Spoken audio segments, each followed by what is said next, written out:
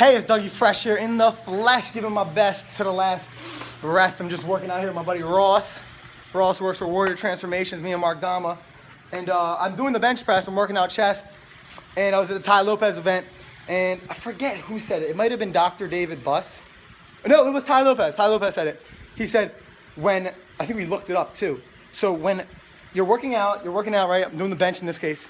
And I did 3 sets, I'm warmed up, I'm going for hit my max. Right, hitting my max over here, boom. And once I do that, what happens is I did my best effort. So I said, before I do it, let me grab the 2 playmates upstairs. All right, there's 2 Playboy playmates. I'm saying, let me see if that's true what Ty said. So Ty says if there's girls when you work out, you're about 30% stronger if they're really hot. So I said, come down on here, and I got him, persuaded him to come down, and they cheered me on. They were rooting here in front of my face, and I did 5 reps. Now, I removed them, they're upstairs. I might have them share what they thought about it. I removed them and I only did 4. Now here's the variable though. It was my next set, so I was a little more exhausted.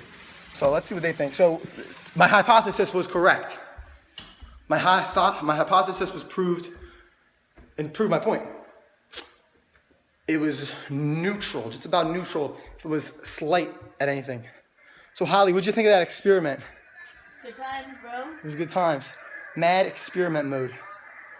Yes. And it was good.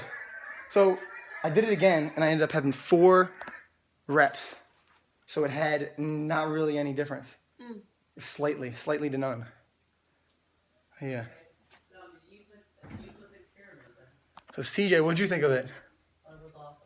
You had a good time with the experiment? I liked it. I enjoyed it. CJ was a very good cheerleader. Did you cheerlead? I'm always a good cheerleader. I enjoy people who want to be cheered, and I am good at being a cheery motherfucker. There it is. Me too. I'm like a bunny. I'm so happy and cheerful.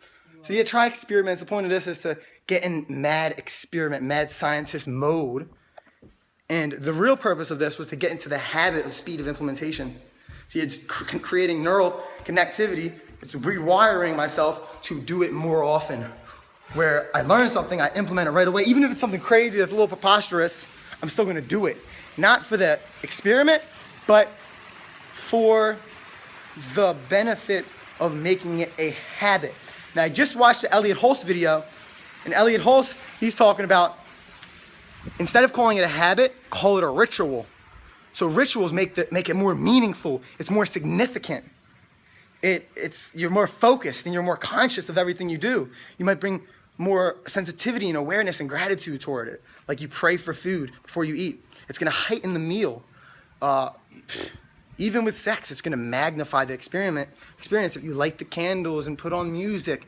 So look at your habits as rituals, 1, and learn something, experiment it right, learn something and do something to make it a habit. That's probably the most important thing, really. But the habit thing's pretty important too. And the other one's mad experiment mode. Go to mad scientist, mad experiment. Just make massive experiments with everything. You ask a question, you have a hypothesis, you test it, you look at the data, you analyze it, you bring it to your mentor and say, this is what I got. I'm aware of the variable that was my next set, so maybe next time I'll do it do it without the girls, then bring the girls and see if it goes up. That would be interesting. I should have done it that way. So I'm learning from it. Constantly learn, constantly experiment, constantly grow stronger, smarter. Stay fresh, stay blessed. Peace.